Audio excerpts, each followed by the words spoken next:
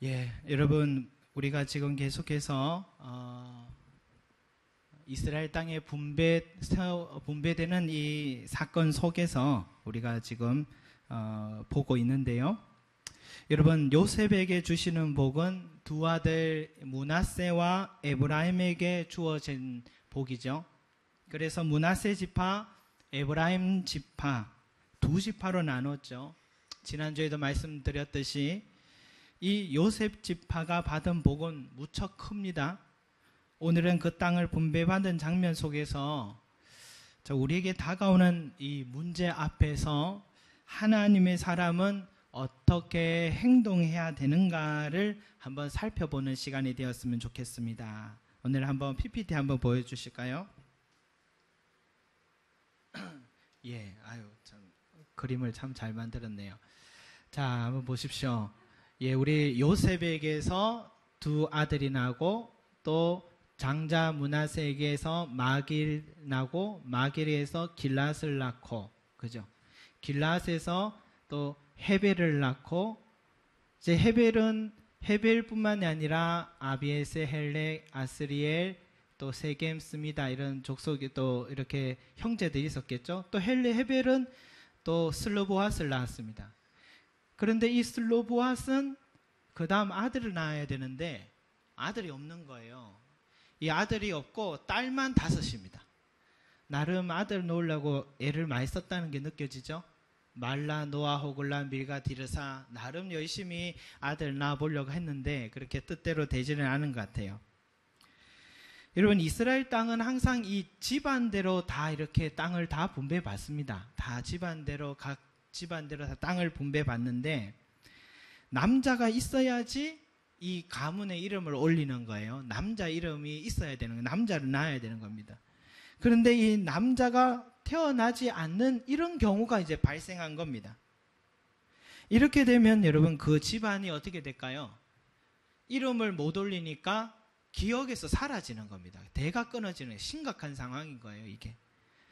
그래서 이 당시 고대 사회에서 여자라는 존재는 숫자에도 들어가지 않습니다. 이스라엘의 뭡니까 60만이라는 숫자를 얘기할 때는 남자 20세에서 60세 사이의 장정들, 전쟁할 수 있는 인원들만 그 숫자에 들어가기 때문에 남성 문화 중심적인 그런 사회라고 볼 수가 있습니다. 그럼에도 불구하고 이 슬로보앗의 딸들이요, 아주 당당하게 모세가 살아있을 때에 모세와 그의 장로들에게 다가가서 자신들의 처지를 설명합니다.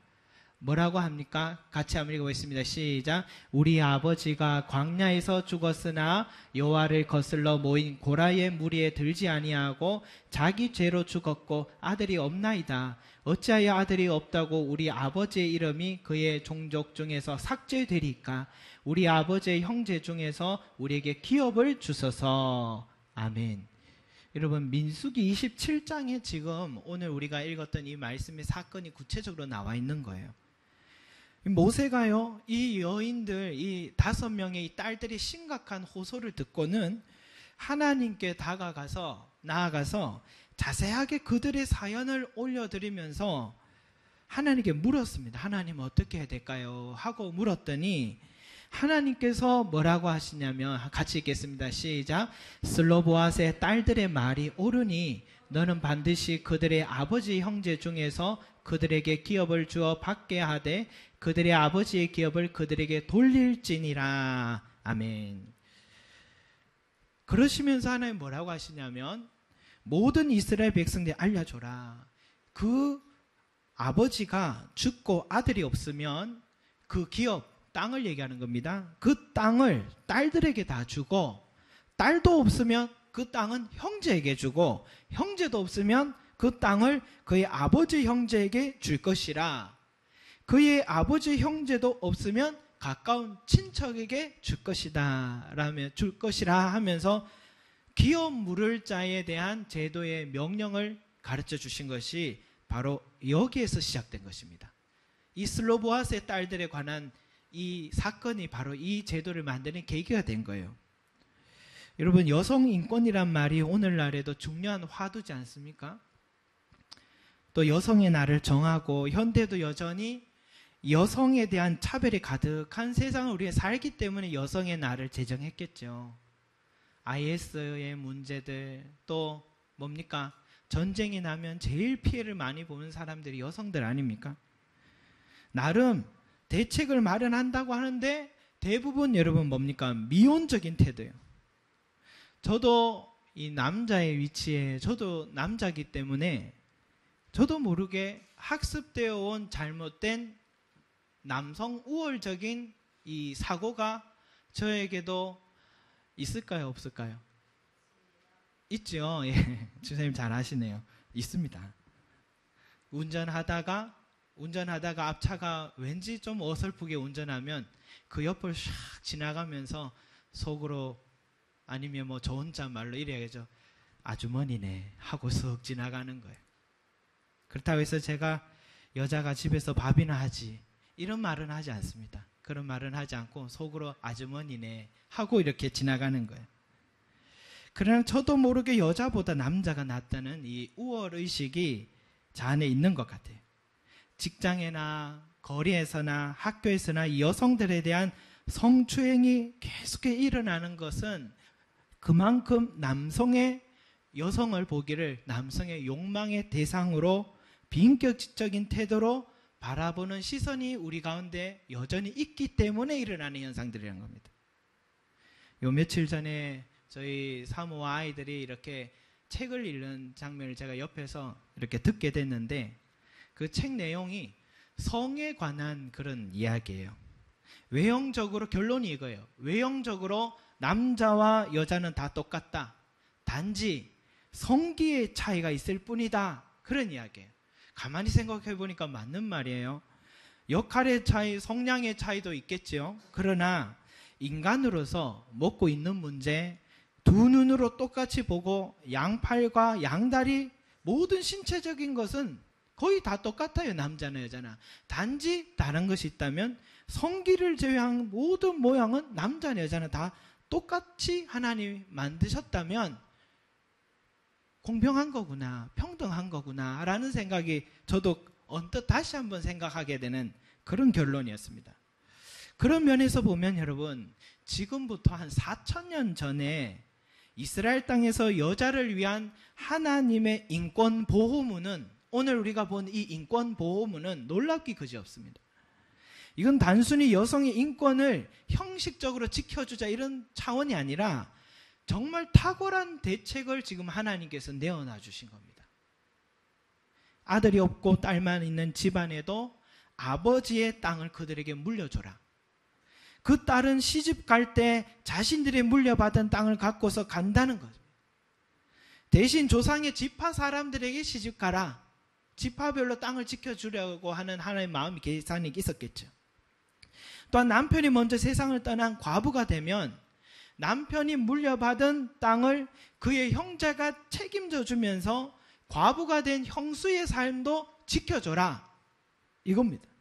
만약 형제도 없으면 친척이라도 그 남편의 땅을 지켜주면서 미망인에 된 그 여인의 삶을 책임져야 한다는 완벽한 대책을 하나님께서 마련해 주신 것입니다. 이런 슬로보아 딸들을 통해 법이 세워졌기 때문에 여러분, 룻기를 보면 시어머니 나오미와 남편이 죽어도, 또 두 아들이 죽어도 생존해 있는 여성들이 경제적인 생활을 할 수 없이 다 막혀 있다 하더라도 나오미와 룻에게 살 길이 열려 있었던 것은 뭡니까? 죽은 남편 엘리멜렉의 땅이 이스라엘에 그대로 보존되어 있었기 때문에 이 제도 때문에 나오미와 룻이 살아갈 수 있었던 것입니다. 하나님께서 이런 기업 물을 자란 제도를 세워주지 않았다면 그들은 도저히 살 길이 없었을 것입니다. 이 슬로보아스의 딸들에 관한 이야기가 얼마나 중요한 것인지 오늘 우리가 읽은 이 본문에도 나오지만 민수기 27장에도 나오고 민수기가 다 끝나는 36장에도 자세하게 이 사건을 언급하는 것을 본다면 그만큼 이 슬로보아스의 딸들에 관한 이야기는 우리에게 던져주는 메시지가 많다라는 것입니다. 저는 이 슬로보아스의 딸에 관한 이야기가 주는 교훈들 중에 하나가 뭘까 생각해 보다가, 이 슬로보아스의 딸들이 자신들은 억울하다고 아들이 아니란 이유로 자신들의 아버지의 땅을 유업으로 받지 못한 건 너무 부당하다고 하소연할 때, 이 지도자였던 모세가 이 문제를 갖고서 어떻게 했느냐, 이 부분이 참 인상적이에요. 그래서 이 모세가 그 문제를 심각성을 알았을 때 그가 제일 먼저 뭘 했느냐라는 겁니다, 여러분. 민수기 27장 5절 말씀 한번 볼까요? 민수기 27장 5절. 이 민수기 27장 이 사건이 좀 더 구체적으로 있다 했지 않습니까? 같이 한번 읽어보겠습니다. 시작. 모세가 그 사연을 여호와께 아뢰니라. 다시요. 모세가 그 사연을 여호와께 아뢰니라. 아멘. 여러분, 모세가 뭘 했냐면 이들의 이야기를 듣자마자 그가 한 것은, 하나님 어떻게 해야 합니까? 좋은 지혜를 주시길 원합니다 하고 물었습니다. 그러니까 하나님께서 기업 물을 자라는 제도, 이 탁월한 제도를 모세에게 지혜로 가르쳐 주신 거예요. 저는 이것이 우리 인생에 매우 중요한 의미가 있다고 봅니다. 모세가 그 사연을 여호와께 지금 아뢰는 것처럼 내 모든 사연, 이 구체적인 사연을 주님께로 올려드리는 것은 우리의 삶에 매우 중요한 의미가 있다고 생각합니다. 최근에 우리 교회를 돕는 분 중에 한 분이요, 교회 차량 구입을 목적으로 하는 헌금을 하셨어요. 적지 않은 금액이었습니다.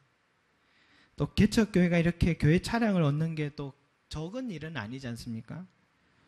그래서 제가 휴가 기간에 이렇게 고향에 내려가서 가만히 생각을 해보니까 이 나머지 금액을 교회가 계속해서 할부로 하려니까 이것도 만만치 않습니다. 그것도 한 3년, 4년을 할부로 넣으려고 하니까 야, 이것도 보통 일이 아니겠다라는 생각이 들어서 얼른 인터넷을 봤습니다. 인터넷을 보니까 이 저희가 갖고 있는 이 돈으로도 최신형이라 해야 될까요? 2014년, 2015년까지도 그 모델을 살 수 있다라는 이 뭡니까? 그 내용이 올라와 있는 거예요. 그래서 그것도 바로 여기 인천에 있는 중고 매매장에 있다는 거예요. 그래서 교회에 부담 주지 않고 이런 좋은 물건을 살 수 있다면 내가 직접 확인한 후에 교인들과 의논을 나눠서 그렇게 한번 결정 내려보면 좋겠다라는 생각이 들었어요. 그래서 인천에 올라와서 바로 다음날 중고 매매장으로 달려갔습니다.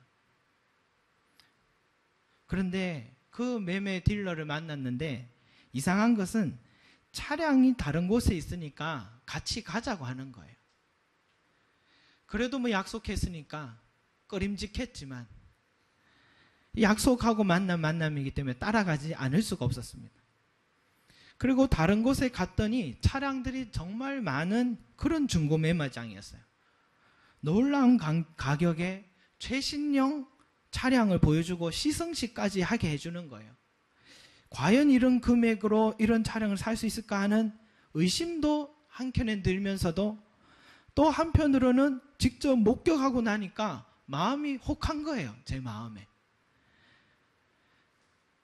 그러나 제 마음속에 어디까지나 오늘은 정보를 알아보러 가는 것이기 때문에 라는 것이 마음속에 있어서 순간 그 차가 참 마음에 들었지만 저는 정보를 수집하는 차원이었습니다. 그래서 그 자리에 앉아서 그 사람들 얘기했습니다. 저는 정보를 수집하는 차원에 오늘 알아보는 차원으로 이 자리에 왔습니다. 오늘 구입할 거는 아니고 알아보러 왔습니다. 너무 잘해주길래 제가 미리 이제 선을 끈다고 얘기를 했습니다.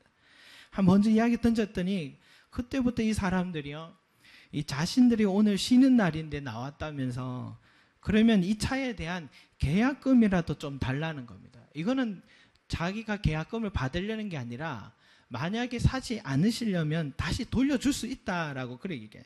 그래서 제가 뭐라 했냐면 그럴 수는 없죠.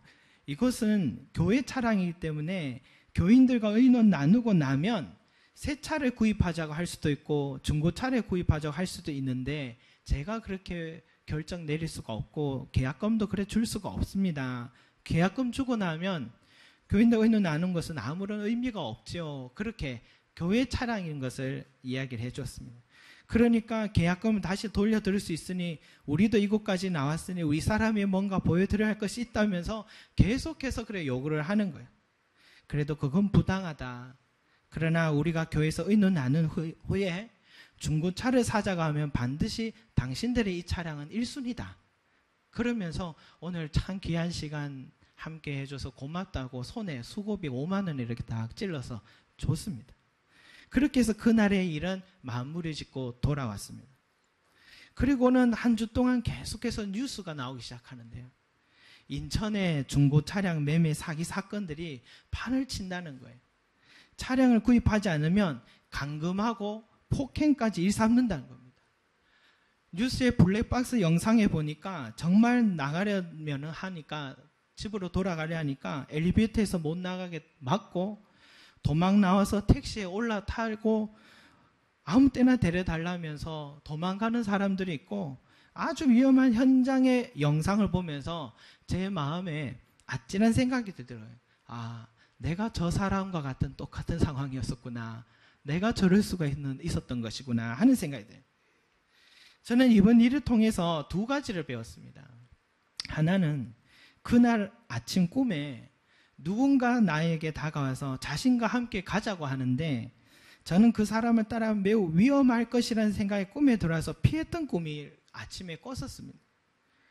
그날 내 삶에 일어날 일을 하나님께서 미리 말씀해 주셨던 것 같아요. 그리고 교인들과 의논 나눈 후에 답변을 주겠다라는 지혜를 저에게 주셔서 극단적인 상황을 빠지지 않도록 그렇게 막아주셨던 것 같아요. 사망의 음침한 골짜기로 다닐지라도 해를 두려워하지 않을 것은 주께서 나와 함께 하심이라는 말씀이 그날 저에게 와닿는 말씀이었습니다. 또 하나의 깨달음은 뭐냐면 제가 이 중요한 실수를 범한 겁니다. 제가 중요한 실수를 범한 겁니다. 제가 안 한 게 있습니다. 뭘까요, 여러분? 제가 하지 않은 게 있습니다. 예, 우리 구자희 성도님이 말씀해 주신 기도라고 얘기하시네요. 정확한 말씀이에요.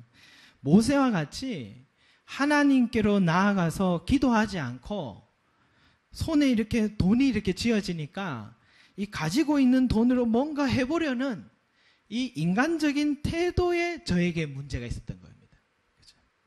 차량 구입을 위해서 누군가를 통해 헌신하도록 하신 것도 하나님이시라면 나머지 하나님께서 우리를 빚지게 하면서 사게 하실까라는 거예요, 여러분.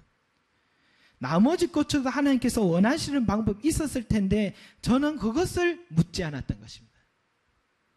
이 사정을 하나님께 다가가서 아뢰지 않은 것입니다. 중고차는 충분히 사겠다 싶으니까 그때부터 저의 방법으로 하려고 했던 것이 이런 위험한 골짜기로 걸어가게 된 계기가 된 겁니다. 구해주셨으니까 망정이지 저 못 돌아올 뻔했습니다. 여러분, 이것이 우리의 모습 아닐까 생각해요. 얼마나 손해입니까?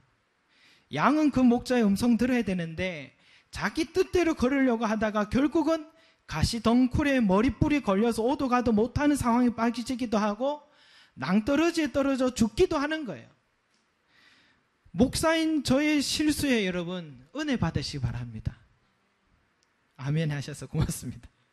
여러분, 목사도 기도하지 않으면 하나님의 뜻을 거스를 수가 있는 거예요. 그게 얼마나 손해고 위험한 일이 되는지를 여러분 한번 배우시기 바랍니다. 그 일을 경험하고 난 며칠 뒤에 한 집사님이 연락이 와서 목사님, 전셋집을 구해야 되는데 그 지역에 전셋집이 없어서 큰 아파트를 정말 많은 돈으로 이 전세를 구입해야 할 것 같아요. 이 대출도 좀 있는 집이라고 하네요. 이틀 뒤에 계약하기로 했어요. 기도 좀 부탁합니다 라고 문자가 왔는 거예요. 그래서 제 마음에 저 또한 며칠 전에 중고 차량 사건이 기억이 나잖아요. 그래서 너무 서두른 게 좋지 않겠다 싶어서 집사님 많이 급하신가요? 했더니 네, 2달 안에 이제는 이사를 해야 되기 때문에 지금 좀 빨리 집을 찾아야 된다는 겁니다. 네, 계약하시기까지 계속 같이 기도해요 라고 그렇게 말씀드렸습니다. 계약하지 마세요라는 저로서는 그런 판단 낼 상황도 근거도 없으니까요. 왜 같이 계약하는 그 순간까지 같이 기도하자고 했냐면 여러분, 기도하는 사람에게는 하나님께서 원하시면 원활하게 하십니다. 만약 하나님이 기뻐하지 않으시면 그 집을 계약하는 것을 멈추도록 하나님께서 간섭하십니다. 그래서 저도 생각날 때마다 기도하고 그 집사님도 이 문제 놓고 기도하면서 나아갔는데요. 계약하는 날이라 다가와서 어떻게 계약은 잘 되셨냐고 제가 이렇게 문자를 드려보니까 목사님 계약이 잘 안 됐어요. 왜요? 그러니까 남편이 소리를 떼보니까 그 집이 그 주인이 말한 것보다도 더 많은 대출이 있었어요. 그렇게 얘기하더라고요. 그래서 잘 됐네요. 대답했습니다. 그랬더니 네, 근데 집이 없어요. 걱정을 하는 거예요. 그래서 집은 하나님이 세우신다고 하셨잖아요. 계속 기도하시면 가장 적절한 때에 좋은 가격으로 좋은 집을 주실 거예요. 기다리면서 기도해봐요 하고 서로 아멘 하고 그 대화를 마쳤습니다. 저는 믿어요. 이분에게 곧 좋은 소식이 오게 되리라 믿습니다. 왜냐? 기도하시기 때문입니다. 기도하는 사람은 반드시 하나님께서 책임져 주시는 것입니다. 제가 최근에 기도하지 않고 서둘러서 낭패를 볼 뻔했던 사람이기 때문에 입이 10개라도 저는 사실 할 말이 없어요. 목사지만. 그러나 저는 잘못했지만 여러분들은 오늘 이 모세와 같이 살아가시 바랍니다. 모세와 같이 살아요. 가끔씩 기도한다고 누가 돈을 주냐고 하는 말도 자주 듣습니다. 누가 기도만 한다고 누가 돈 주냐고. 그 왜 그런 말이 있을까요? 워낙 기도만 한다는 사람들이 삶에 대해서는 무책임한 사람들, 세상 사람보다도 못한 사람도 너무 많이 봤기 때문에 이런 말들이 자꾸 더 많은 이야기가 있는 것 같아요. 그러나 여러분, 진정으로 기도하는 사람은 인생에서 기도만 하고 아무것도 안 하는 사람이 아닙니다. 기도하는 사람은 기도를 통해서 하나님께 문제를 아뢰고 또 하나님께 그 해답을 구한 사람들에게는 하나님께서 지혜를 주시기 때문에 기도하는 사람은 더 정확한 길을 발견하고 그 길을 발견했기 때문에 더 열심히 뛰어가게 되어 있고 더 효과적인 시간을 활용할 수가 있는 것입니다. 그래서 기도하는 사람은 게으른 사람이 아니라 더 부지런한 사람이 될 수밖에 없습니다. 모세는 인구 숫자에도 들어가지 않는 이 여자들이 찾아왔을 때 그녀들의 말을 무시하고 자신의 생각이나 다른 남자 장로들의 의견들만 수렴하고 결정하고 나갔다면 어떻게 됐을까요? 나중에는 이 수많은 아들이 없는 집안들이 생겨나서 큰 사회적인 문제가 됐을 것입니다.